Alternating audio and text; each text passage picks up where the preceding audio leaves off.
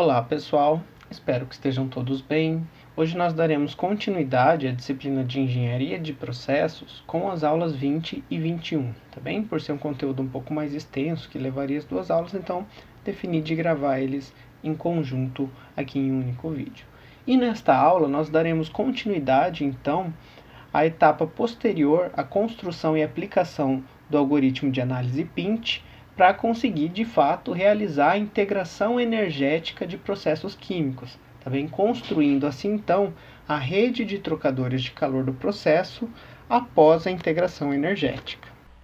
Bem, nas aulas anteriores, nós vimos o início das etapas necessárias para a integração energética de um processo, tá certo? Uma breve introdução, um breve histórico, como realizar a construção do diagrama entalpia-temperatura, sobre a análise PINT, o que é e qual o algoritmo para realizar a determinação da temperatura de PINT e a determinação da região de sobreposição, por exemplo, em uma curva entalpia-temperatura, e também a quantidade mínima de utilidades, sejam utilidades quentes ou utilidades frias, necessárias após a integração energética para um dado ΔT mínimo de aproximação entre as curvas compostas das correntes quentes e frias. Já na aula de hoje, de fato, depois de obtermos o PINT e as demandas de utilidades pelo algoritmo de análise PINT, nós veremos como construir a rede de trocadores de calor para a integração energética,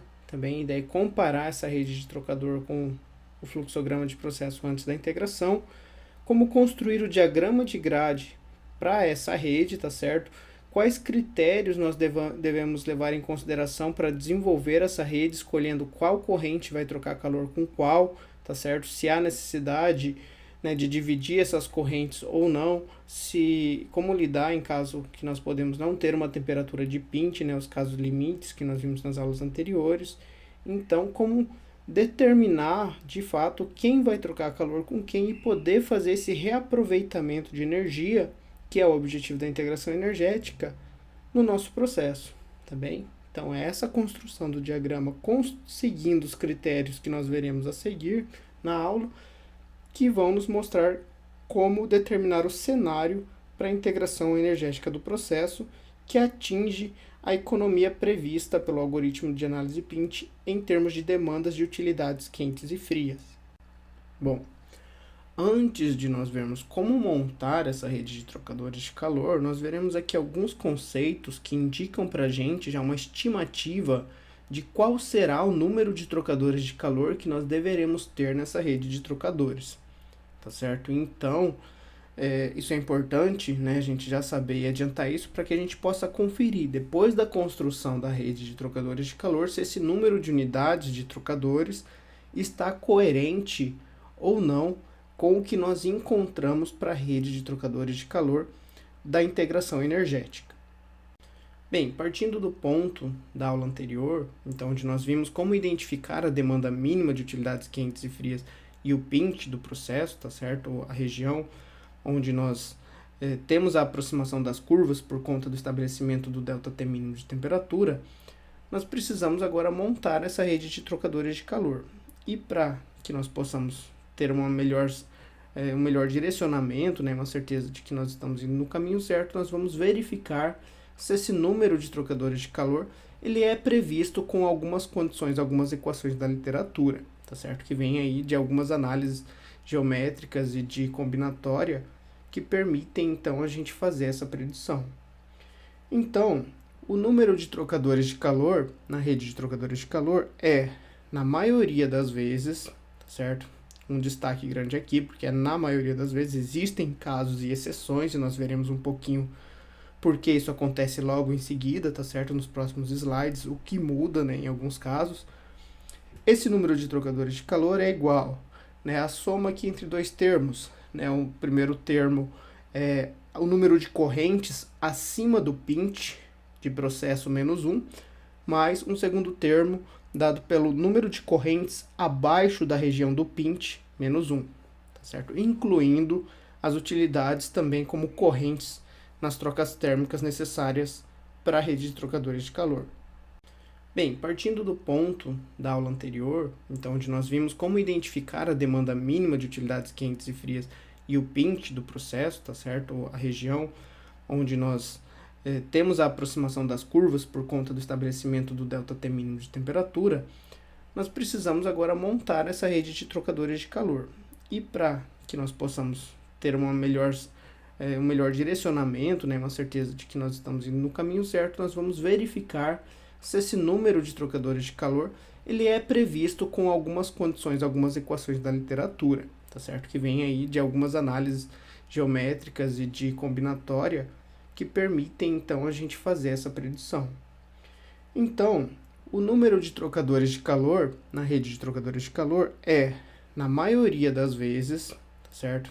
Um destaque grande aqui, porque na maioria das vezes existem casos e exceções, e nós veremos um pouquinho porque isso acontece logo em seguida, tá certo? Nos próximos slides, o que muda, né, em alguns casos. Esse número de trocadores de calor é igual, né, a soma aqui entre dois termos, né? O primeiro termo é o número de correntes acima do pinch de processo menos 1, mais um segundo termo dado pelo número de correntes abaixo da região do pinch menos 1, tá certo? Incluindo as utilidades também como correntes nas trocas térmicas necessárias para a rede de trocadores de calor. Bem, por exemplo, né, vejamos aqui então, né, um caso que segue essa regra dessa equação que nós colocamos como o número de unidades sendo essa soma dos dois termos relacionados com o número de correntes e o número de, seja na região acima, seja na região abaixo do pinch, que nós já determinamos lá no algoritmo de análise pinch para uma rede, né, para um processo que contém N correntes frias e N correntes quentes, por exemplo. Bom, a combinação de um caso clássico, né, que entra nessa abordagem da maioria dos casos, ele então permite que nós possamos ver que a combinação, por exemplo, dos trocadores que nós temos aqui em uma rede com as nossas correntes de processo e corrente de utilidades leva a S-1 unidades de trocas térmicas. Ou seja, por exemplo, né, num caso aqui onde eu tenho duas correntes quentes e duas correntes frias, e tanto utilidade quente quanto utilidade fria são necessárias, nós podemos verificar aqui os trocadores que nós temos à disposição. Por exemplo, aqui, vapor sendo utilizado como utilidade, né, digamos assim, fornecendo uma quantidade energética equivalente aqui a 30 unidades de energia para uma corrente quente no processo de aquecimento de uma corrente fria, por exemplo, C1. Porém, essa corrente C1 ela precisa de 40. Então, como ela só recebeu 30 do vapor, 10 dela está integrado na troca com uma corrente quente de processo. E por conta disso, aqui a gente já tem um trocador de calor. Como essa corrente quente está cedendo 10 para essa corrente fria, né, e essa corrente quente ela precisa de 70 para se resfriar, esse 60 tem que ser proveniente de algum lugar. E, por exemplo, pode ser proveniente de uma corrente fria, que nesse caso aqui tem 100 unidades de energia para fornecer para essa corrente quente. Ou seja, ela consegue fornecer os 60 e ainda sobram 40. E nesse caso, né, esses 40 eles precisam ser supridos por outra corrente. Uma corrente quente, por exemplo, que tem 90 unidades de energia à disposição, dá 40 para essa corrente fria, e para ela ficam sobrando então 50 unidades de energia que tem que ser compensadas de alguma forma. E nesse caso aqui, com utilidade fria, que vai compensar essas 50 unidades de energia. Então vejam que nas nossas combinações aqui, nós precisamos, pela nossa equação, de 4 trocadores de calor, tá certo? Então, por exemplo, considerando a utilidade quente e fria como correntes, que foi o que eu comentei aqui atrás que a gente precisa fazer, incluir as utilidades, né? Num caso aqui com um pinch intermediário entre as correntes quentes e frias, nós poderíamos ter aqui 3 correntes acima do pinch, 3 correntes abaixo do pinch, e poderíamos ter então um caso, né, com duas unidades aqui provenientes do primeiro termo, mais 2 do segundo, uma rede de trocadores com 4 unidades. Então, a combinação S-1, que nós nos referimos aqui, é a combinação em cada região em relação ao pint, tanto acima quanto abaixo, tá certo? Então, nós temos realmente, né, uma troca entre essas correntes com utilidade, entre si, entre as correntes quentes e frias, e mais uma com outra utilidade. Então, nós teríamos aqui nessa rede os 4 trocadores de calor e ele segue essa predição da maioria dos casos.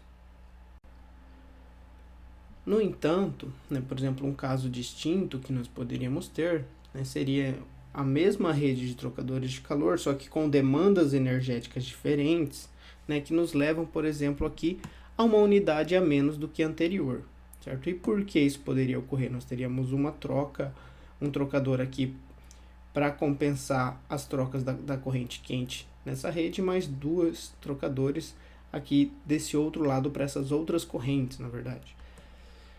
Bem, isso pode acontecer quando algumas correntes elas não chegam a trocar calor entre si, né, de forma combinatorial, ou com utilidades de que outras correntes de processo acabam chegando a trocar, tá certo? E dessa maneira nós acabaríamos tendo, né, digamos que 2 subconjuntos nessa rede de trocadores, tá certo? Então, nesse caso, né, nós poderíamos considerar que temos também 2 redes independentes, tá certo? Nós podemos até separar essa rede, essa integração energética em 2. Então, como na verdade são 2 redes, né, elas não, a equação deveria se aplicar para cada rede em separado, tá bem? Então, com a nossa equação, a da fórmula S-1 acima e abaixo do pint valendo para cada uma delas, nós acabaríamos tendo uma unidade a menos. Cada unidade separada que nós temos, cada rede independente, nós chamamos isso aqui na nossa análise combinatória de um componente, tá bem? E logo a seguir a gente vai ver por que é importante levar em consideração o número de componentes que nós temos nessa integração. Quanto maior o número de componentes, menor o número de unidades de processo, certo? Porque nós acabamos tendo aí, digamos que mais pints por ter mais redes nessa integração. Duas correntes quentes e frias, e tanto utilidade quente quanto fria, né? Aqui só para representar que é o mesmo caso que a gente analisou e avaliou ali anteriormente. E nós poderíamos ter também uma combinação que leva, por exemplo, a uma unidade a mais do que a rede anterior. Por exemplo, aqui mostrando que vapor ele pode ser cedido para aquecer 2 correntes de processo, tanto a corrente C1 quanto a corrente C2, tá certo? Sendo representadas aqui como as 2 correntes frias no mesmo caso que a gente avaliou anteriormente, né, com 2 correntes quentes, 2 correntes frias e tanto utilidade quente quanto utilidade fria.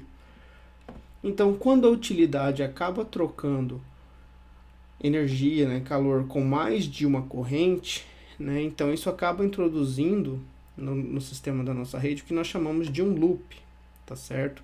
Então, a introdução desse loop no sistema acaba afetando também o nosso equacionamento para a predição do número de trocadores de calor, porque esse loop introduz uma flexibilidade que muitas vezes acaba sendo útil ao projeto devido às distâncias entre as correntes de processo e a fonte de utilidades da planta, por exemplo, e particularmente isso tem que ser levado em consideração nos estudos de melhorias e de construção da rede de trocador de calor.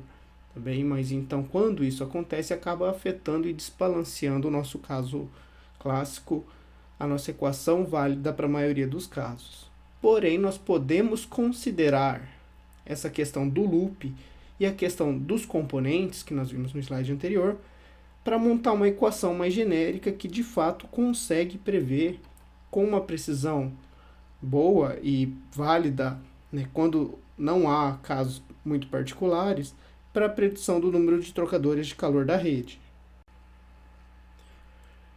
E dessa forma, então, de acordo com a teoria de grafos da matemática e do teorema geral de rede de Euler, que trata de análises combinatórias entre pontos e interações entre elementos de um sistema, isso pode formular para nós que o número de unidades de uma rede de trocadores de calor é dado, né, por S, que seria daí sim representando o número de correntes, incluindo utilidades, seja abaixo, seja acima do pint, tá certo? Mais L, que é o número de loops independentes, ou seja, o número de trocas térmicas de utilidades com, além de 1, com as correntes de processo, menos C, que é o número de componentes que a gente pode ter caso nós tenhamos aí uma independência entre as correntes de processo e as utilidades na construção da rede de trocadores de calor. E no geral, como nós queremos aproveitar ao máximo as trocas térmicas entre as correntes de processo e sempre que possível deixar apenas uma corrente em função de troca com utilidades, então nós buscamos casos, né, em que nós procuramos evitar as unidades extras de trocadores, né, o que acaba implicando em maior custo de capital. Quanto maior o número de trocadores de calor, maior o capital de investimento. E, portanto, na maioria dos casos, quando a gente consegue integrar de forma a sobrar apenas uma corrente trocando com utilidade quente, só uma corrente trocando com utilidade fria, nesse caso, L igual a zero. Tá bem? E, além do mais, também a gente tenta integrar todas as correntes de forma a formar um único, né, componente, né, ter apenas uma seção de pinte acima e uma abaixo, só um ponto de pinte no processo, e não redes independentes.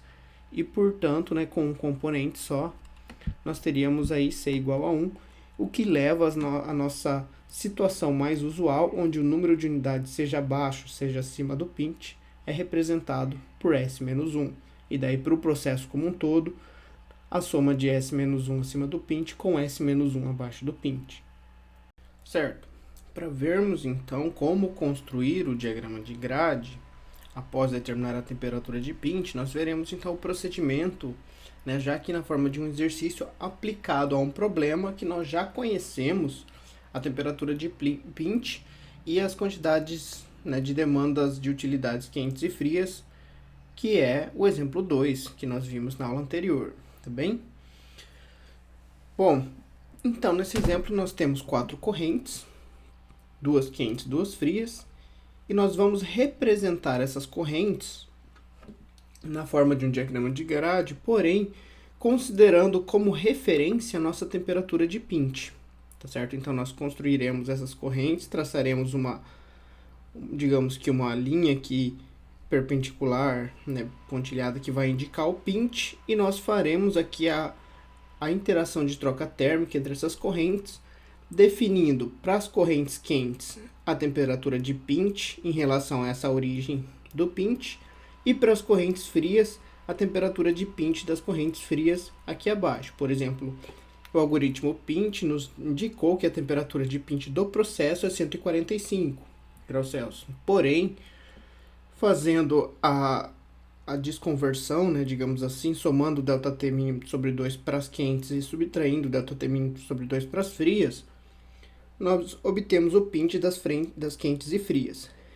E na hora de realizar a integração, a gente tem que considerar essa temperatura como referência para cada uma das correntes. E aí nós vamos traçar cada uma das correntes tomando como referência essa temperatura de pinte, para a gente ver se realmente essa corrente está em ambos os lados da região do pinte. Por exemplo, a corrente 2, que é uma corrente quente, então ela é resfriada de 250 a 40 graus Celsius. Então ela começa em 250, passa pelo pinte e termina em 40. A corrente 4, que também é uma corrente quente, ela começa em 200 graus Celsius e é resfriada até 80 graus Celsius. Então ela também cruza o pinte, ela também em algum momento passa pela temperatura de pinte das quentes e segue até 80 graus Celsius. Nas correntes frias, né, elas são aquecidas, a corrente 1 de 20 a 180, então essa corrente também cruza o pinte. E a corrente 3, vejam que ela parte de 140 e vai até 230, então ela não chega a cruzar o pinte, ela sai exatamente da temperatura de pinte e é aquecida até 230 graus Celsius. E aqui coloquei as utilidades que nós determinamos, né, lá também com o algoritmo de análise pinte, para no final a gente conferir se a nossa integração, por meio da definição de quem vai trocar com calor com quem, que nós veremos aqui agora, se realmente vai faltar essas quantidades a serem complementadas com utilidades, né? Essas quantidades energéticas a serem complementadas com utilidades. E aqui do lado direito, o CP de cada uma das correntes, porque isso vai ser importante agora aqui no cálculo de troca térmica entre cada corrente. Bem, agora veremos os critérios que aplicaremos, por exemplo, nessa rede de trocadores já com temperatura pinte definida, para definir essas trocas térmicas. Primeiro ponto, comece no pint. Essa é a região mais restrita de todo o processo, pois ali o ΔT mínimo existe entre todas as correntes quentes e frias, iniciando as decisões pela parte mais restrita. É muito menos provável encontrar alguma inconsistência nas etapas seguintes se a gente começar considerando a integração pela temperatura do pint, como nós veremos logo adiante. Bom, segundo ponto, logo acima do pint, combine as correntes quentes, que estejam no pint e tais que o CP das correntes quentes seja menor que o CP das correntes frias. Por isso que é importante a gente avaliar aqui os CPs que a gente tem das correntes, à disposição. Por exemplo, aqui acima do pint, certo? Se a gente olhar ali para a região só da esquerda da nossa rede, que é o que representa a parte acima do pint e a região à direita, a parte abaixo do pint, já que a nossa temperatura decresce da esquerda para a direita, nós então iremos avaliar, de acordo com o CP de cada corrente, quem tem a maior capacidade calorífica. E a partir daí a gente vai definir então quem vai trocar calor com quem. E por que a gente tem que seguir essa relação? Porque se a gente não seguir nessa condição, na verdade, a gente vai acabar caindo em uma inconsistência onde as temperaturas podem se cruzar e não teremos então o aproveitamento da troca térmica total entre as correntes nesse intervalo, tá certo? Por exemplo, aqui, se eu tentasse trocar uma corrente quente com um CP maior que o CP da corrente fria, provavelmente aqui essa corrente quente, ela então, a corrente fria, ela esgotaria antes de trocar todo o intervalo de temperatura que nós temos para essa corrente quente, tá certo? E daí a gente não consegue aproveitar toda a energia aqui disponível da corrente quente. Isso vai acarretar depois eu ter que usar essa corrente para outra troca térmica e isso vai acabar encarecendo a rede de trocadores de calor. Eu posso ter mais trocadores ou mesmo eu não consigo fazer com que essa temperatura fria ela ultrapasse a temperatura que ela precisa chegar, porque a corrente quente ela já vai estar na temperatura final, em que na verdade ela não vai partir da temperatura inicial dela nessa troca, como ela vai partir da temperatura especificada aqui acima do pint, em algum momento ela vai atingir a temperatura já de saída da corrente fria. A corrente fria não vai conseguir prosseguir sua variação de entalpia até o final. O que, digamos assim, se ocorresse, matematicamente estaria violando as leis da termodinâmica. E, portanto, especificar essa condição que o CP da quente vai ser menor que o da fria, a gente, digamos assim, estaria dizendo que a gente, de fato, estaria esgotando a disponibilidade térmica da corrente quente, fazendo que a corrente fria troque e atinja o seu ΔT, de forma que em sua temperatura final, na troca térmica, ela ainda assim vai estar abaixo da temperatura da corrente quente. E isso é possível. A gente não está cruzando aqui as temperaturas, esse intervalo de temperatura, ao selecionar o CP da quente menor que o CP da fria e ocasionando, provavelmente, o esgotamento, em alguns casos, da capacidade de troca térmica da corrente quente. Então, acima do pint é esse critério que a gente tem que levar em consideração escolhendo as correntes que trocam calor. Já abaixo do pint, digamos que isso ocorre de maneira inversa. Combine correntes que estejam no pint e tais que o CP das correntes quentes seja maior que o CP das correntes frias. Justamente porque aqui, na verdade, em qualquer condição, mas aqui a gente quer que a troca térmica ocorra da corrente quente para a corrente fria, preferencialmente. Então a gente vai estar escolhendo algumas correntes e verificando o CP delas, de forma que, para que não haja o cruzamento de temperatura novamente, que a gente consiga atingir as temperaturas de saída e de entrada sem esse cruzamento e consiga de forma efetiva usar o calor na sobreposição das correntes, lá no diagrama entalpia-temperatura, essa condição tem que ser obedecida. Por exemplo, se eu tentasse aqui trocar essa corrente quente que tem um CP menor que essa da corrente fria, eu provavelmente cairia nesse caso do cruzamento de temperatura. Então eu vou escolher a outra corrente, a corrente 4, que ela possui um CP maior que o da corrente fria, para que eu possa fazer a transferência de energia e manter o ΔT mínimo de temperatura sem cruzar a temperatura das correntes ao longo do trocador.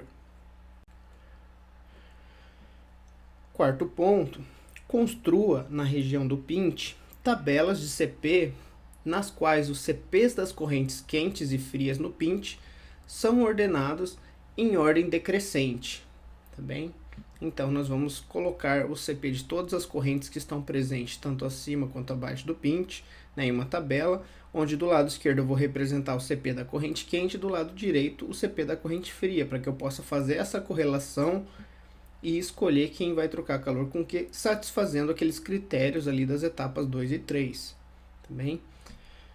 Então, correntes quentes no pint têm que ser resfriadas com correntes frias no pint, e correntes frias no pint têm que ser aquecidas com correntes quentes também que passam pela temperatura de pint. Então, a gente sempre faz a troca térmica a partir da disponibilidade de energia, indo do sentido do pint para a região extrema da rede de trocadores de calor.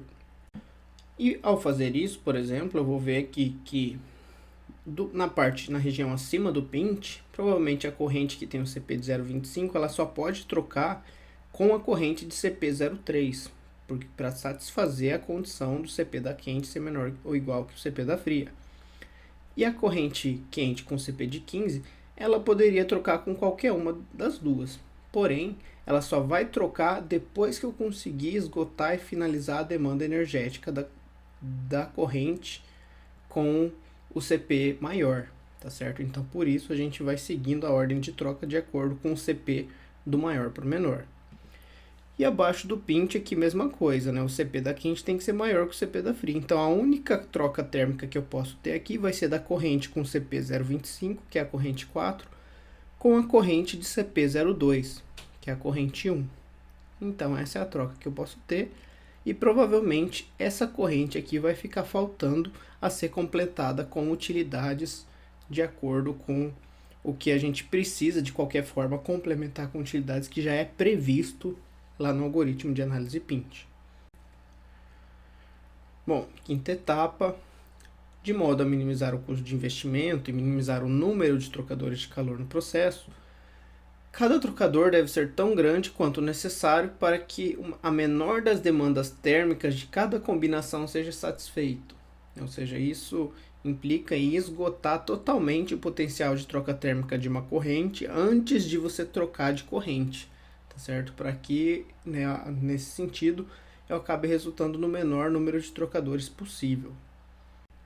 Por exemplo, aqui, na região acima do pint, na primeira escolha ali atrás de trocar o CP da de 0,25 com a de 0,3, que foi a escolha que a gente já tinha colocado, necessariamente nessa troca térmica eu acabo esgotando a energia dessa corrente quente, tá certo? E também seguindo a nossa tabela de CP, lá do maior para o menor, a próxima corrente seria o CP de 0,15, que é menor que o CP de 0,2. Então, eu posso trocar a energia da corrente 2 com a corrente 1. E para eu determinar tanto a quantidade de energia trocada, quanto a temperatura final dessa corrente após a troca, eu vou precisar usar minha expressão para o cálculo de variação de entalpia, né, que aqui é igual ao calor trocado, que é igual a CP ΔT. Bem, neste caso aqui, então, quando eu definir a primeira troca da corrente 4 com a corrente 3, e realizando aqui o cálculo de acordo com a energia disponível de cada corrente que eu esgotei, a corrente 4, eu consegui já fazer o resfriamento dela de 200 graus Celsius até o pint, eu posso calcular a quantidade de energia dessa troca térmica. Então, ΔT, 200 menos 150 vezes o CP, essa quantidade de energia trocada. E aí eu vejo o quanto essa corrente fria vai atingir de temperatura se ela receber essa quantidade de energia que esgotou a corrente 4. Então, nesse caso, eu vou escrever que o Q, 12,5, é igual ao CP dessa corrente, vezes a temperatura final menos a inicial, onde a temperatura final é quem eu quero descobrir, e a inicial eu tenho, que é o pint. Então, essa corrente, após fazer a troca com a corrente 4, vai sair a 181,7 graus Celsius. E a mesma coisa ocorre aqui entre a corrente 2 e a corrente 1. Né? Como foi a minha segunda troca, seguindo lá a minha hierarquia dos CPs, ao fazer essa troca eu esgotei a minha corrente 1. O intervalo de temperatura dela é menor, né? Acaba resultando numa variação de energia menor, esgotando ela antes de eu aproveitar toda a energia da corrente 2. Então, como ela sai de 140 e chega em 180, e eu tenho o CP dela, eu sei a quantidade de energia que foi trocado para esgotar a troca térmica dela. Então, eu vou usar essa energia para calcular em que temperatura a corrente quente vai estar resfriando após, então, eu fazer a troca térmica com a corrente 1. E no nosso caso aqui, então, né, partindo de 150, porque a gente sempre parte da temperatura do pint, lembra? Então, eu vou estar aproveitando o intervalo de temperatura da corrente 2, de 150, até a temperatura que eu descubro usando essa quantidade de energia, sendo igual ao CP, vezes a diferença de temperatura entre a temperatura que eu quero encontrar e a temperatura do pint. Em seguida, eu ainda vou olhar quem que eu posso trocar calor na rede. Existe algum CP ainda de corrente quente que é menor que alguma corrente fria que não foi trocado? Existe. E é o caso da corrente 2 com a corrente 3. O CP dessa corrente quente ainda é menor que o CP dessa corrente fria. E eu não fiz troca entre elas. Então ainda consigo aproveitar a energia na troca entre essas duas correntes. Porém, eu vou levar em consideração que agora a minha corrente quente está disponível a 203 e a minha corrente fria está disponível a 181,7. E aí eu vou fazer o cálculo para ver quem esgota primeiro, quem tem, né, a menor demanda térmica ao atingir a sua temperatura de destino ou de origem. E no nosso caso aqui é a corrente 2. Então ela chega em 250, trocando 7 megawatts com a corrente 3. Para isso eu faço temperatura inicial vezes a temperatura final vezes o CP dessa corrente. Descubro essa quantidade de energia. E vou descobrir então que a corrente fria também, com o CP dela partindo de 181,7, vai chegar na temperatura de 205 graus Celsius, que é a mesma da mesma forma que a gente fez os cálculos aqui atrás, que eu comentei. E após realizar a troca entre todas as correntes, a única corrente que ainda não esgotou a sua demanda térmica é a corrente 3, porque ela tem que chegar em 230 graus Celsius. E ela chegou em 205. Então, como eu não tenho mais energia disponível das outras correntes para fazer a troca térmica, eu vou fazer o quê? Completar com utilidade quente, tá certo? Para fazer o aquecimento dessa corrente 3, dessa corrente fria, de 205 a 230 graus Celsius. E ao realizar esse cálculo, vocês vão ver que essa quantidade, se todos os cálculos, né, estão corretos, foram feitos corretamente, tem que ser igual à quantidade de demanda térmica prevista lá pelo algoritmo Pint e pela sobreposição das curvas compostas, quentes e frias, no diagrama entalpia-temperatura. E no nosso caso aqui fechou o balanço de energia. E a mesma coisa eu vou fazer para a região abaixo do Pint. Só que aqui o nosso critério é outro. Lembra que o nosso critério é que o CP da quente tem que ser maior ou igual ao CP da fria. Para as nossas correntes, a única que tem CP maior ou igual, nesse caso aqui, é a corrente 4 com a corrente 1, tá certo? E nesse caso, então, eu vou começar por aqui e vou fazer a troca da corrente 4 com a corrente 1 e ao realizar isso, determinando a máxima variação térmica de cada corrente, eu vou ver que quem vai se esgotar é a corrente 4. Ela vai sair do pint de 150 e vai chegar em 80 graus Celsius. E nisso, né, nessa troca, então, a temperatura da corrente fria vai atingir 52,5 graus Celsius. Ainda não atingiu a sua origem, mas chegou nessa temperatura. Eu, novamente, uso o intervalo de temperatura vezes o CP para achar essa quantidade de energia. E uso essa quantidade de energia dividido pelo CP, né, mais aqui no caso a temperatura original, porque aqui eu sei a temperatura final e não a inicial, tá certo? Para achar a temperatura final nesse intervalo de troca térmica. Né, que a gente pensar aqui, né, é inicial em relação ao pint. Agora, eu não tenho mais correntes que seguem a nossa condição de CP quente maior ou igual que CP frio. Mas eu tenho uma corrente ainda que pode trocar calor, tá certo? Com a corrente, no caso a corrente 1, que é uma corrente fria, com a corrente 2, que é uma corrente quente. Como essa troca não vai seguir a regra do CP, eu tenho que tomar um certo cuidado. Eu tenho que calcular, eu posso fazer a troca, porém no final eu preciso conferir se a temperatura da corrente quente não vai ter cruzado a temperatura da corrente frio. Porque até um certo ponto elas podem trocar energia, lembra? Mas o que elas não podem é cruzar suas temperaturas. E dessa maneira eu vou realizar a troca dessa corrente 1 com a corrente 2. Vou perceber que eu esgoto a corrente fria, de 52 até 20, até a temperatura de origem, e nessa troca eu troco 6,5 megawatts.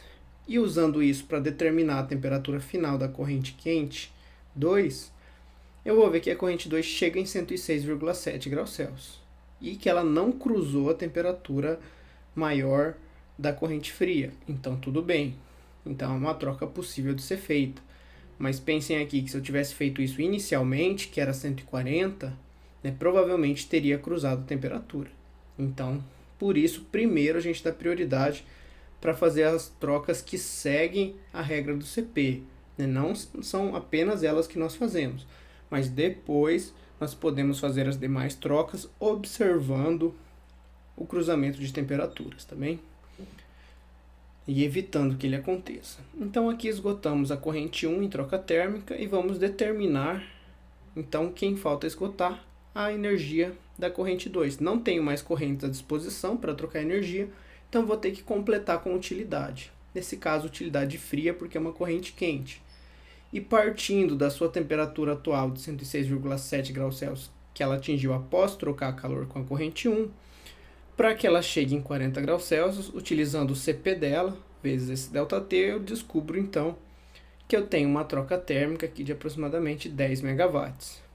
E que, para que os cálculos estejam corretos, né, e o balanço de energia que feche, essa quantidade também tem que ser igual à quantidade de energia prevista para utilidades frias no algoritmo de análise Pint, né, pelo algoritmo, e também que a gente determina no diagrama entropia-temperatura com a sobreposição das curvas compostas quentes e frias. Com isso, vejamos aqui que a gente pode construir o diagrama de grade da rede de trocadores de calor integrada energeticamente, tá certo? Indicando as trocas, né, de qual corrente a gente fez com qual e quais correntes sobraram a trocar calor com utilidades. Né? E vejam que eu caí aqui no nosso caso clássico, né, onde eu não tenho, né, utilidade trocando com mais de uma corrente, eu também não tenho redes independentes.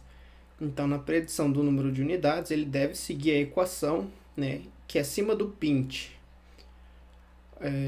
a minha função tem que ser equivalente a S menos 1, e acima do Pint, contando a utilidade quente, o vapor que troca calor aqui, eu tenho 5 correntes, menos 1, e abaixo do Pint eu tenho que ter, né, 3 correntes, mais a utilidade fria, né, a água que troca calor aqui com a corrente 2, 4 correntes, menos 1, me resultaria, né, de acordo com a nossa equação lá anteriormente, uma predição de 7 unidades de trocadores de calor para a integração energética. E se a gente verificar aqui, né, quantas unidades a gente tem na nossa rede entre correntes de processo 1, 2, 3, 4, 5, mais 2 trocadores de calor utilizados com trocas térmicas de utilidades, né, um com vapor na corrente 3 e um com vapor com água de resfriamento na corrente 2. Então, realmente temos 7 trocadores de calor e vejam que nossa rede bateu com a quantidade prevista, né, pela análise combinatória e pelas equações para a predição do número de unidades. Tá bem? Então, isso é um indicativo de que a gente fez a integração energética corretamente, obedecendo o Pint, que foi determinado pelo nosso ΔT mínimo, e atingindo as demandas térmicas mínimas determinadas pelo algoritmo de análise Pint e pelo diagrama entropia-temperatura.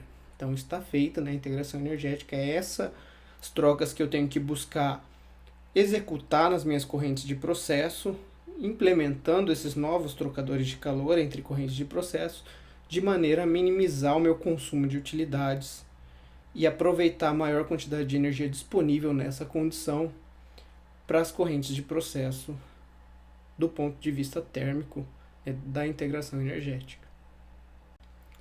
Digo do ponto de vista térmico, porque também poderíamos ter o ponto de vista econômico, e que daí é necessário levar em consideração outros fatores, como nós veremos mais adiante e que já comentamos lá nas aulas 14 e 16.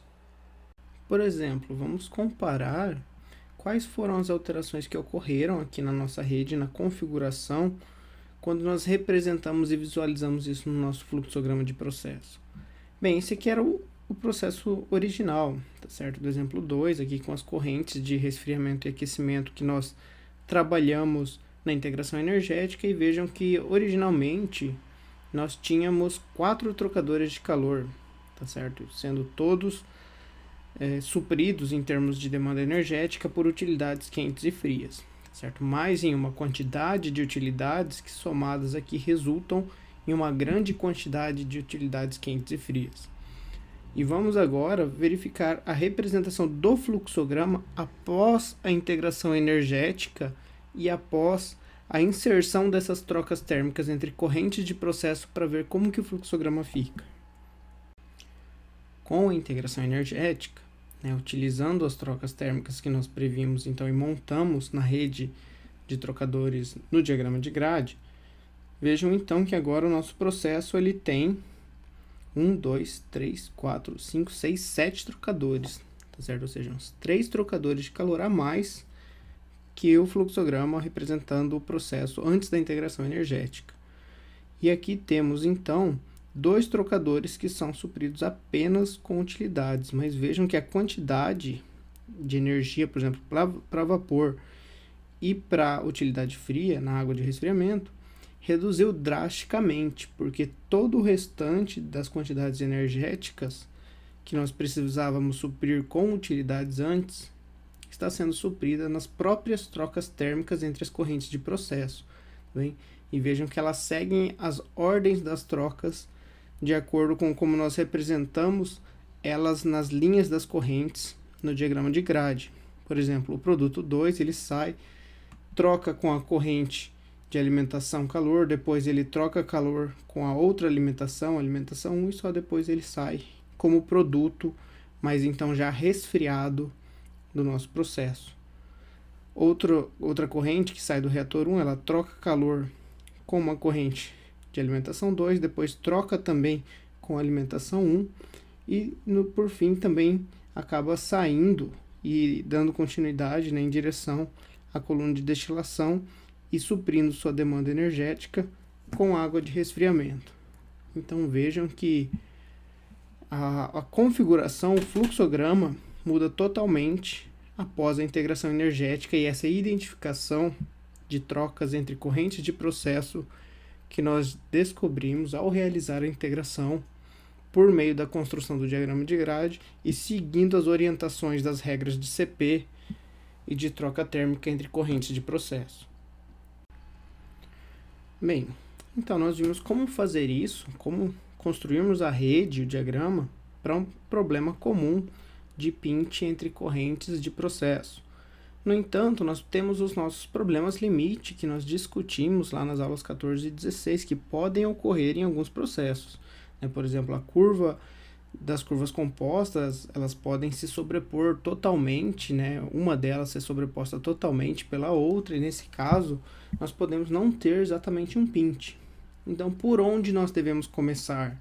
Tá certo? Então, nesse caso, como nós lembramos lá da nossa observação sobre esse tipo de caso nas aulas anteriores, nós costumamos deixar exatamente no limite de sobreposição em relação a um dos lados da curva composta, para que eu acabe precisando, nesse caso, nesse tipo de processo, de apenas um tipo de utilidade, tá certo? E nesse caso aqui seria que, então, a quantidade de utilidade fria para resfriar as correntes quentes, onde a gente não sobrepõe elas. Se nós aproximássemos ainda mais essa curva, precisaríamos de utilidades frias e quentes, tá? Isso, do ponto de vista de geração de energia, seria um grande aumento de custo, ter que acrescentar uma outra utilidade no processo e produzir ela na planta. Então vejam que nesse caso a gente trabalha justamente né, na etapa de sobreposição, né, no ponto de sobreposição exato, onde uma curva já é totalmente sobreposta de maneira a apenas um dos lados precisar de utilidades. E essa parte, essa região vai acabar sendo então a parte mais restrita do processo, também seja o menor gradiente, né, térmico aqui entre as curvas compostas. E, portanto, na hora de fazer a integração, eu vou começar por essa região, tá certo? Onde eu posso definir daí a troca térmica, por exemplo, aqui essa região está nesse gradiente de 500 para as correntes quentes, de 450 aproximadamente aqui para as correntes frias. Então é como se esse aqui fosse o pint no meu diagrama de grade, a partir de onde eu vou variar as temperaturas das correntes para calcular as demandas térmicas, tá certo? Mas, mesmo assim, seguindo as regras de CP que foram comentadas anteriormente. Ainda nós podemos ter outro caso, tá certo? Por exemplo, às vezes não é possível seguir os critérios definidos anteriormente, tá certo? Às vezes não há correntes com CPs que seguem a regra dos CPs, tá certo? Ou não há correntes frias o suficiente para resfriar as correntes quentes, tá certo? E nesses casos, né, uma das soluções que a gente pode recorrer para conseguir realizar todas as trocas e cair na demanda, né, exigida pelo PINT, né, pela análise PINT, seria dividir essas correntes frias em duas partes, de modo a obedecer, né, o seguinte critério. Por exemplo, na região acima do PINT, o número de correntes quentes tem que ser menor ou igual ao número de correntes frias, tá bem? Então, por exemplo, aqui, né, acima do PINT, nesse caso, onde eu tinha aqui duas frias e duas quentes, uma das soluções é dividir uma das correntes frias para poder trocar com mais de uma corrente, tá certo? E qual a adotar? A que tiver o maior CP ou que tiver o maior gradiente térmico, de forma que ela consiga dar conta das trocas térmicas com todas as correntes quentes. Também porque na região acima do PINT a gente quer esgotar então as correntes frias para que a gente possa suprir a utilidade fria que falte para resfriar as correntes quentes. Também, então no caso aqui eu dividi a corrente 5, né? A gente mostra aqui a divisão da corrente 5 em duas, porque inicialmente ela só podia trocar calor com a corrente 2. Né? Caso isso não acontecesse, acabaria que teria o cruzamento de temperatura na troca com a corrente 3. Mas se eu dividir ela em duas, esse cruzamento não ocorre, porém eu também reduzo a capacidade calorífica dessa corrente por conta da divisão que acaba acontecendo. Né? A vazão diminui, mas isso a gente vai entender e vai ver em exemplos mais adiante. Bem, o mesmo pode ocorrer abaixo do PINT, certo? E daí, quando ocorre abaixo do PINT, isso ocorre no sentido contrário. Por exemplo, podemos ter uma situação em que não há correntes quentes o suficiente para aquecer as correntes frias. Então, daí a solução aqui, ao invés de dividir as correntes frias, é dividir as correntes quentes para que nós tenhamos correntes quentes suficientes. Porque nós queremos aqui, então, nessa região, esgotar as correntes quentes. As correntes frias, aliás, e complementar o que falta de energia para resfriar as correntes quentes. E nessa região, então, a gente diz que o número de correntes quentes deve ser maior ou igual ao número de correntes frias. Também isso abaixo do PINT, para que a gente possa aqui esgotar, então, as correntes frias. E no caso anterior, nós queríamos esgotar as correntes quentes. Bem, então vejam que aqui eu consigo daí realizar todas as trocas fazendo uma divisão de correntes quentes. E assim, qual o critério a ser tomado para fazer essa divisão de correntes? Bem, primeiro a gente tem que identificar que a gente precisa fazer a divisão. Por exemplo, aqui um caso acima do PINT, em que eu estaria analisando uma corrente quente e duas correntes frias, né, e posso observar então que aqui o CP da corrente quente é maior que o CP das correntes frias, tá certo? E isso não satisfaz o critério que a gente quer trabalhar acima do PINT, que é um CP das correntes quentes menor que o das correntes frias. Então aqui não é possível obedecer esse critério de desigualdade dos CPs das correntes quentes e frias, pois nenhuma das correntes tem CP alto o suficiente. Bem, das correntes frias, tá certo?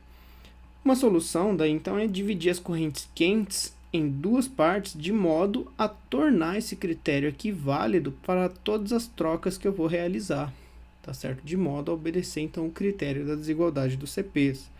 Então, ao invés de eu dividir exatamente ao meio essa corrente com a vazão, né, para cada lado, o que resultaria em duas correntes de CP de 2,5, eu poderia, porque nesse caso aqui ainda assim também satisfaria o critério, porém, quanto menor eu tornar o gradiente mais equilibrado entre as correntes, melhor para a troca do sistema e para aproveitar e atingir o esgotamento de alguma das correntes.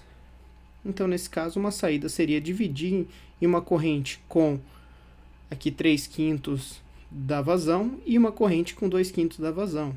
E então eu teria duas correntes, uma com CP 3 e uma com CP igual a 2, e ambas as correntes têm CP menores ou iguais que as correntes frias. E, portanto, agora eu posso trocar calor entre elas, né, da de que tem CP3 com a que tem CP4, e a que tem CP igual a 2 com a que tem CP igual a 3. Tá certo? Então, há um certo grau de liberdade nessa divisão de correntes.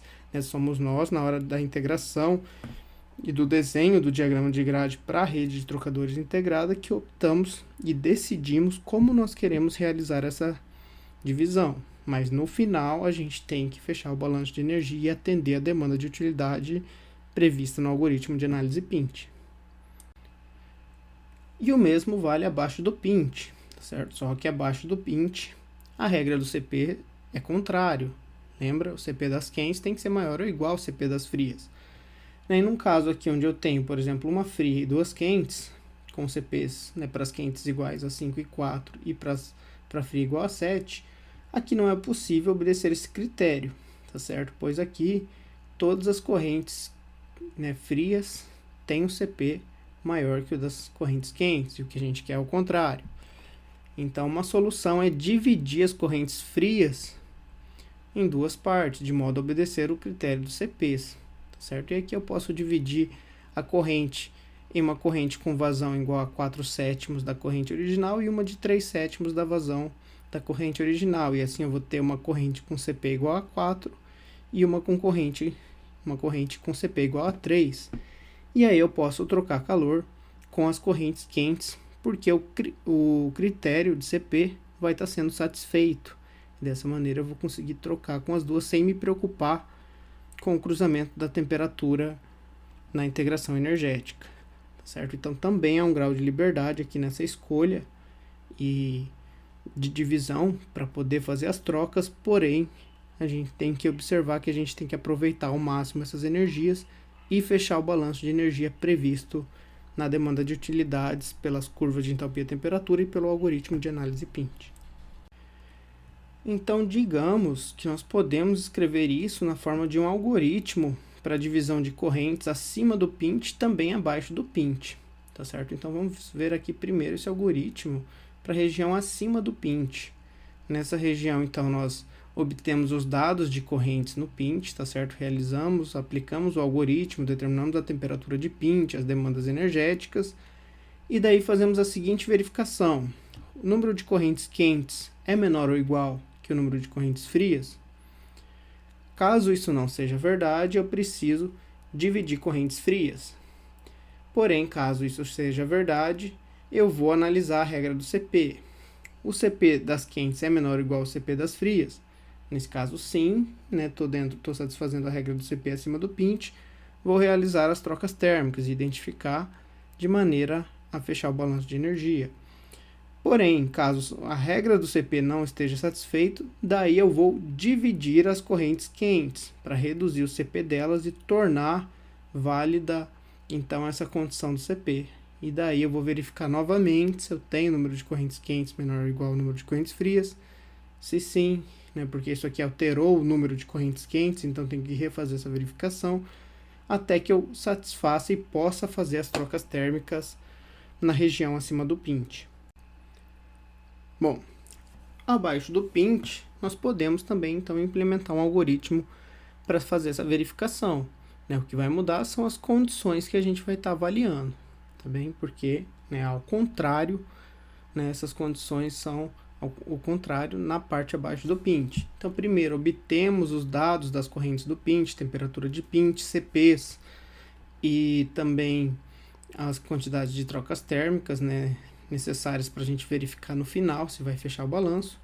E vamos avaliar o número de correntes quentes aqui é maior ou igual que o número de correntes frias. Caso não for, vou dividir as correntes quentes, tá certo? Para tentar satisfazer isso daqui, aumentando o número de correntes quentes. Mas, caso seja verdade, eu vou para verificar a regra de CP. O CP das correntes quentes, né, são maiores ou iguais ao CP das correntes frias. Caso seja, eu posso já começar a fazer a localização das trocas térmicas, igual a gente fez lá no exercício 1, e montar a rede de trocadores de calor integrada energeticamente.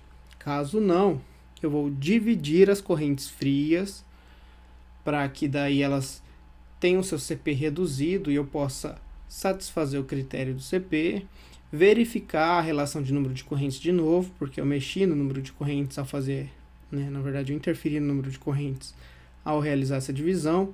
Aí vou verificar o CP até que eu possa começar a iniciar a localizar as trocas térmicas e finalizar a integração energética, então, abaixo do pint. Então, para a integração estar finalizada totalmente, a gente tem que fazer acima do pint e abaixo do pint e verificar as demandas de utilidades com as previstas pelo algoritmo de análise pint. Bem, existem alguns casos também mais específicos, tá certo? Onde a gente pode considerar as utilidades na rede de trocadores para fazer, né, a integração energética, onde a gente pode ter, digamos que, 2 pints de processo ou, né, pints bem próximos ao avaliar nossas curvas compostas.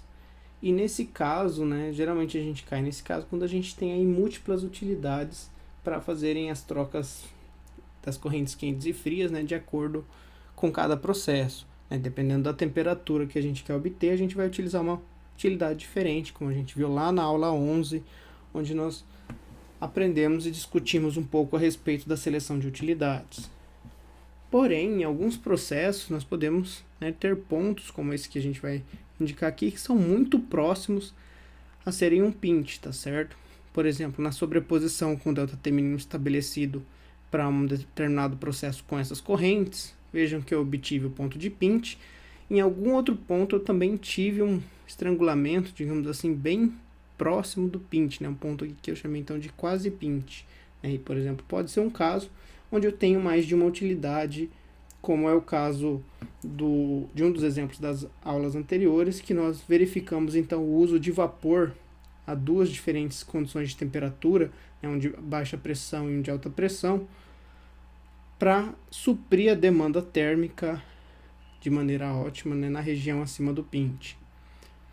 Então vejam, aqui nesse caso a gente tem que tomar um certo cuidado na hora de montar a rede, certo? Porque na hora de avaliar essas trocas térmicas eu vou ter que representar tanto o pint de processo, né, que surge oriundo das correntes de processo, quanto o pint das utilidades, que surge então oriundo da disponibilidade de variação de temperatura das utilidades, tá certo? É importante eu representar isso aqui, porque essa corrente aqui de vapor de baixa pressão não poderia estar trocando para cá, certo? Porque ela não tem temperatura suficiente, tá certo? Para poder ter uma troca térmica numa região acima de sua temperatura disponível, tá certo? E o vapor de alta pressão também, se a gente quer, assim, minimizar o custo, né, maximizar o aproveitamento das energias aqui, nós vamos então colocar para o lado esquerdo do pint das utilidades.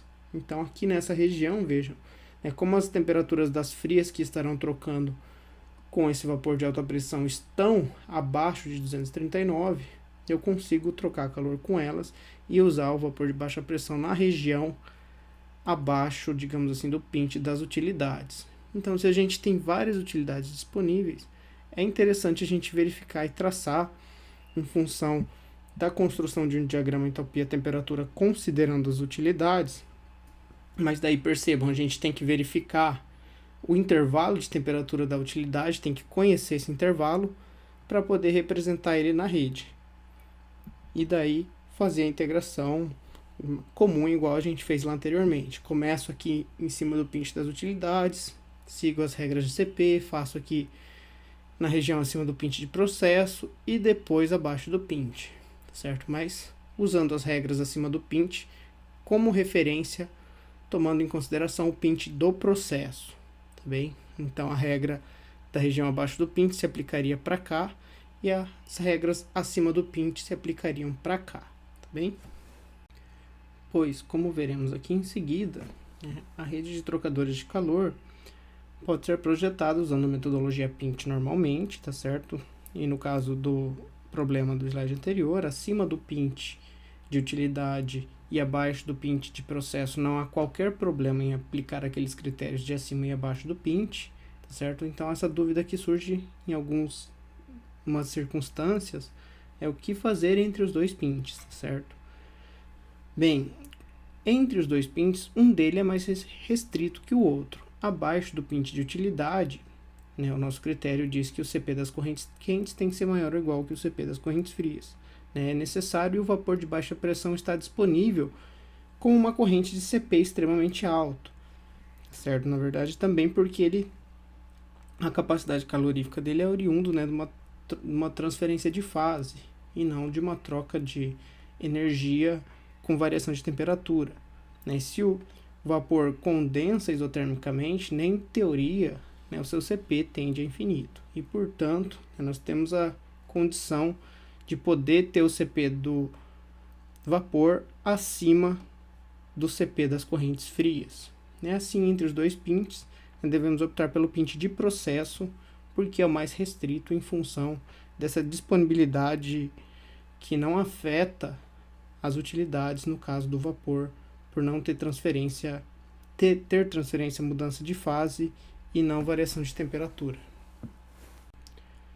Então vejam que é necessário, né, e é apropriado, né, se necessário, dividir o vapor, tá certo, e fazer a troca dele parcialmente, né, com as correntes frias que acabam demandando energia após trocarem calor com as correntes quentes e se esgotarem nessa região entre os dois pints, tá certo? Então essa é uma possibilidade, né, dividir o vapor ou utilizar vapor entrando em ambas as trocas com as correntes frias 1 e 3, nesse exemplo aqui, né, por exemplo.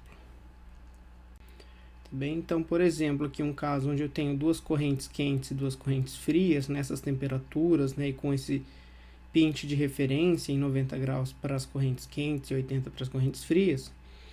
Se eu seguir aqui a nossa regra de CPs para fazer a integração e iniciar então trocando a corrente de maior CP, né, seguindo a ordem decrescente, vocês vão ver que a gente consegue esgotar a corrente 1 com quantidade de energia da corrente 4 e esgotar a corrente 2, né, com a disponibilidade de variação de temperatura da corrente 3, né, esgotando, transferindo a energia para a corrente 3.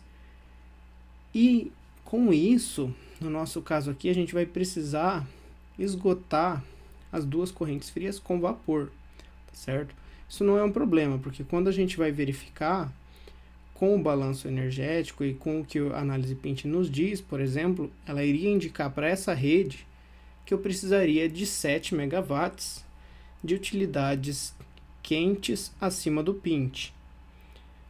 E realmente eu preciso de 7 megawatts, só que eu tenho eles divididos, né, em 4 para uma corrente e 3 para outra.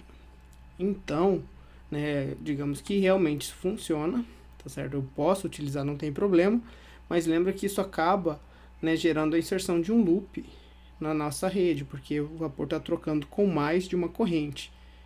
E isso vai afetar o número de trocadores que a gente vai utilizar. Vamos acabar precisando de mais trocadores de calor do que o previsto.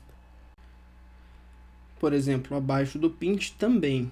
Nesse caso aqui, digamos que eu tenho uma corrente fria e as duas mesmas correntes quentes ali abaixo do pint, com as mesmas temperaturas de referência, e aqui acima do pint, então eu esgoto a corrente fria. Para poder fazer essa troca, essa corrente fria foi dividida em duas e ela trocou com ambas as correntes quentes, porém ela não esgotou a disponibilidade, né, a necessidade de variação de energia para as correntes quentes. nenhuma delas, ambas atingiram 60 graus após realizarem a troca com a corrente 3 dividida. Isso mostra que no final a gente vai demandar então utilidade fria tanto para a corrente 1 quanto para a corrente 2. No caso aqui 2 megawatts para cada um. O balanço energético fecha também, porque de acordo com o algoritmo de análise PINT, ele deveria indicar que a gente precisa de utilidades frias abaixo do PINT num total de 4 megawatts. Porém, eles não estão concentrados em uma única corrente, eles estão concentrados, em duas correntes, o que adiciona mais um componente na nossa rede, tá certo? É mais um componente a troca com mais de uma corrente, Acho que eu falei loop anteriormente, mas nesse caso nós temos mais um componente. Então, mais um componente lá na região acima do PINT e um a mais também abaixo do PINT, tá certo? O loop é quando nós temos redes independentes, Lembrem disso.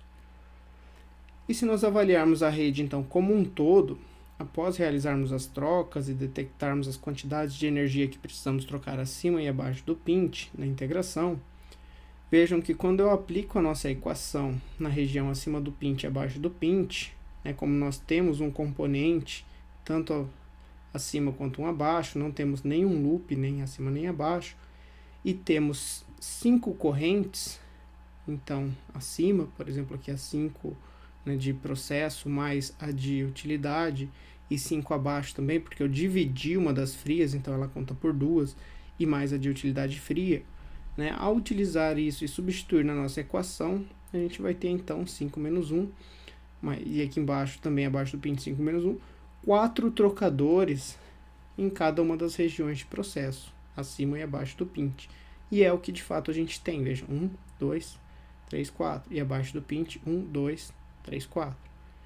Então, a gente tem que fechar, lembra que ao finalizar a integração, conferir e ver se está fechando com o número de trocadores preditos pela nossa equação de número de unidades de trocadores da rede de trocadores de calor, da RTC.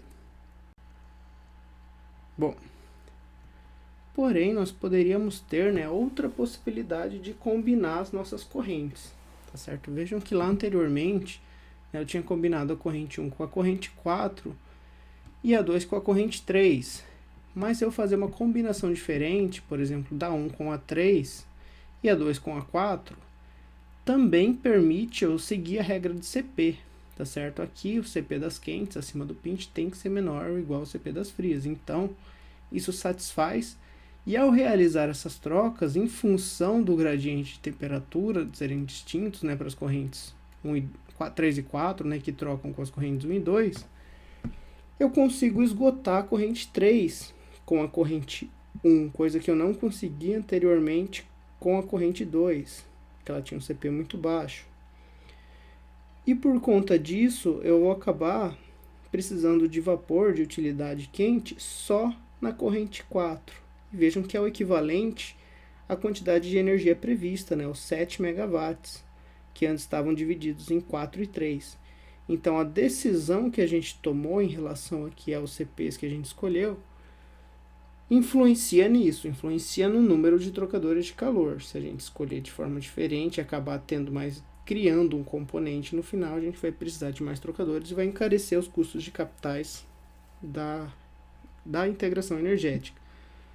Porém, aqui eu preciso da mesma quantidade, vou manter ainda, vou fechar o balanço com a mesma quantidade de energia, que eu já tinha comentado anteriormente.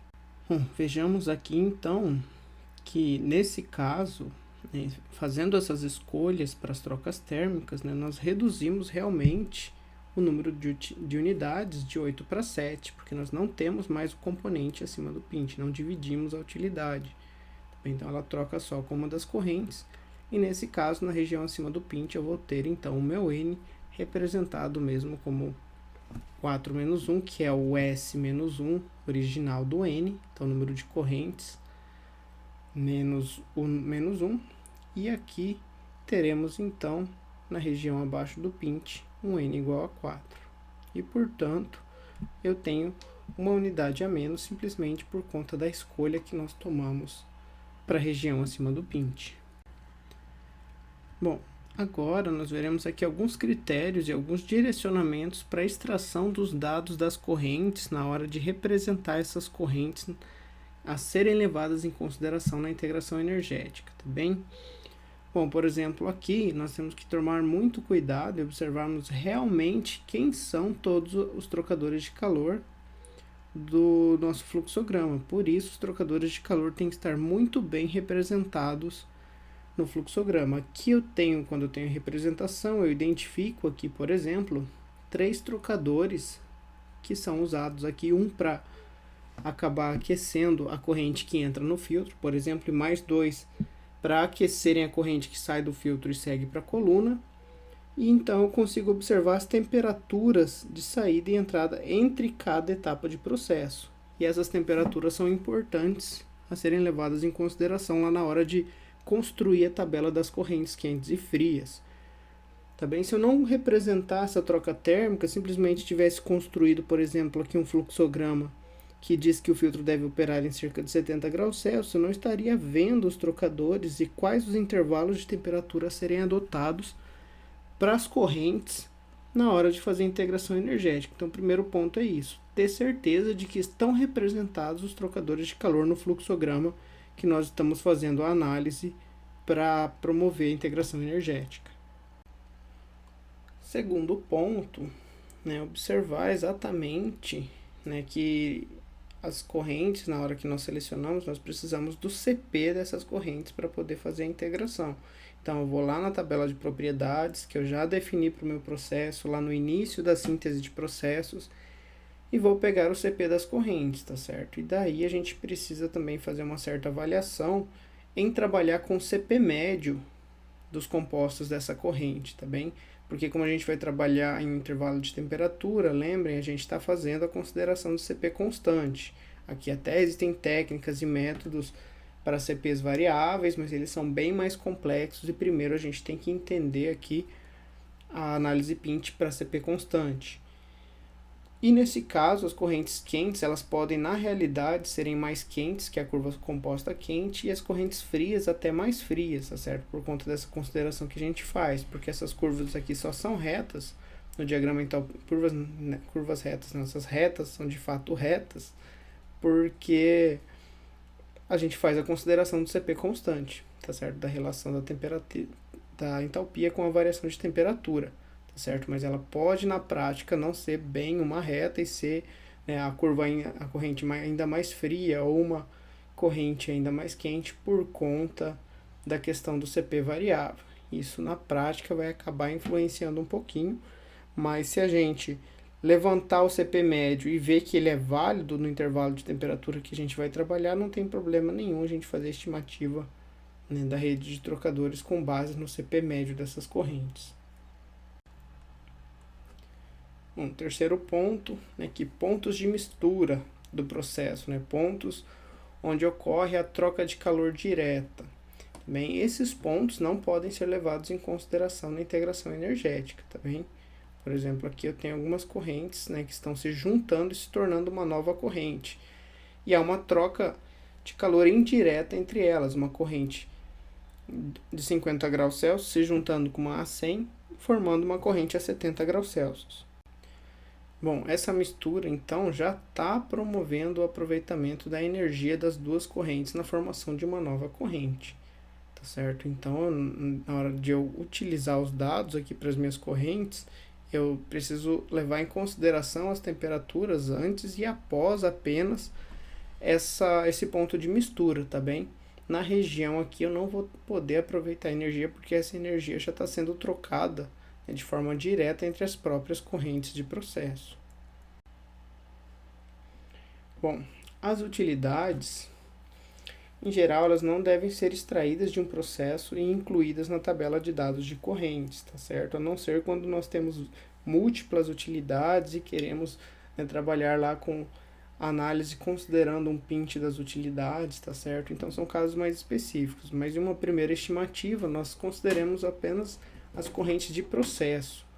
E só após se fazer a análise da demanda mínima de utilidades e a localização do pint, depois de construir a curva composta, a grande curva composta, é que se deve incluir as utilidades para se decidir qual a melhor a usar, que foi o que a gente fez naquele exemplo em que construímos a grande curva composta e definimos, né, o vapor de baixa pressão, né, utilizando o máximo disponível dele para complementar o restante com de alta pressão, que acarreta, né, em reduzir também o custo das utilidades para o processo, uma vez que o vapor de mais alta pressão é mais caro.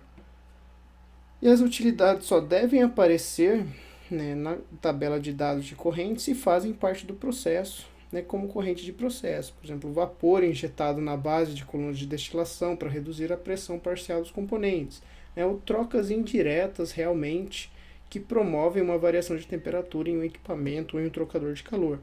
Então, esse vapor, por exemplo, aqui no processo que poderia estar sendo injetado na base de uma coluna de destilação, antes dele entrar na coluna, né, caso ele chegue a uma temperatura maior do que é necessária para a coluna, ele pode ser levado em consideração como uma corrente a fornecer energia para outras correntes de processo, desde que isso não atrapalhe a sua eficiência em função, né, do objetivo de se injetar esse vapor na coluna. Bom, quinto ponto, a temperatura efetiva para a integração, certo? Então, nós só vamos utilizar correntes que sofrem variação de temperatura por conta de demanda de trocas térmicas, tá certo? A gente só consegue aproveitar o calor de correntes. Por exemplo, aqui eu tenho um reator, né, no qual a corrente entra a 95 e sai a 120. Isso pode ocorrer porque eu posso ter um trocador no reator, né, que faz parte do reator, ou eu trabalho com o meu reator adiabático e a minha reação é exotérmica. Então, todo o calor gerado nessa reação, ele é dirigido a aumentar a temperatura do sistema e por isso a corrente sai a uma temperatura maior que a entrada. Nesse caso, então, eu não levo em consideração essa energia na integração energética, tá? Eu levo em consideração apenas a energia das correntes, tá bem? Não a energia, por exemplo, liberada num processo reacional. Pelo menos não nesse método PINT tradicional. Sexto ponto, né, combinações forçadas em relação a limitações físicas também, como eu cheguei a comentar já. Em retrofit, né, que são as situações de reajustes ou aprimoramentos da configuração de uma planta industrial, a combinação de uma corrente quente com uma corrente fria pode ser muito cara de ser alterada, certo? Às vezes nós temos, né, um complexo industrial com plantas industriais bem separadas e definidas e muitas vezes, né, por exemplo, pode ocorrer de eu não conseguir levar uma corrente de uma planta até outra, certo? Por ser muito caro, não ter estrutura ou condições disso. Então, nesse caso, as partes das correntes quentes e frias envolvidas nessa combinação devem ser excluídas da análise, e elas devem ser incluídas depois de encontrada a solução da rede de trocadores de calor para representar que elas existem, estão ali à disposição e trocam calor somente com correntes próximas. E essa é uma influência mais prática, né, em que daí o engenheiro na indústria ele tem que, né, ter a ciência disso, né, e tem que levar em consideração essa possibilidade. E sétimo ponto, perdas de energia.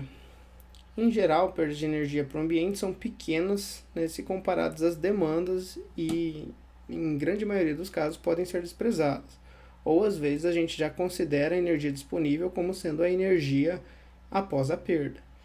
E se elas são grandes e ocorrem em correntes frias, elas devem ser incluídas como demandas de processo, já que elas devem ser recompostas, seja por integração no processo ou seja por utilidade quente. E se elas são grandes e ocorrem em correntes quentes, elas devem ser contabilizadas pela divisão da corrente, onde a perda está ocorrendo, e a extração da análise da parte dividida que representa a perda. Certo? Então, é uma forma de representar também a quantidade que está perdendo energia numa rede de trocadores de calor. Se a gente sabe o quanto é significante, a gente divide aquela corrente para representar a perda e ela não integra, né, não troca calor com ninguém, só troca a corrente que possui a energia que é de fato aproveitada, né, e que não é perdida para aquela corrente.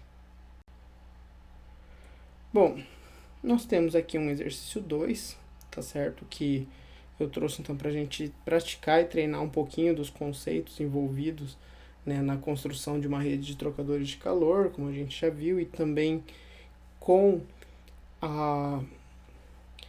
a necessidade, né, de seguir o algoritmo PINT e o algoritmo de divisão de correntes, usando as regras de CP e utilizando também as regras de divisão de correntes, tá certo? Mas então eu vou deixar esse exercício aqui para vocês como atividade da aula, né? Vocês podem tentar resolver e realizar, e a gente pode também estar resolvendo, tirando algumas dúvidas em relação a ele, em algumas aulas síncronas posteriormente, tá certo? Bom, a diferença, né, é que para a resolução do exercício, né, apesar do enunciado trazer aqui um ΔT mínimo de aproximação de 20 graus Celsius, né, eu quero que vocês resolvam ele, né, cada um considerando um valor de ΔT mínimo de aproximação distinto, tá certo? E por conta disso, né, no final, após vocês resolverem, a gente vai comparar como isso influencia nas demandas de utilidades quentes e frias, tá certo? Se realmente quanto menor o ΔT mínimo, menor as demandas também, e como isso influencia no número de trocadores de calor, no número de unidades da rede, para a gente levar isso em consideração na etapa anterior, né, do conteúdo, onde nós veremos a estimativa da área de troca térmica e de custos de redes de trocadores de calor, tá certo? Então, fica como atividade esse exercício 2. Aqui as principais referências da aula, tá certo? Os principais então hoje foram o livro do Kemp e o livro do Smith, que a gente usa como principal referência para a parte de integração energética. E o conteúdo da aula é esse. Obrigado pela atenção de vocês e até a próxima aula.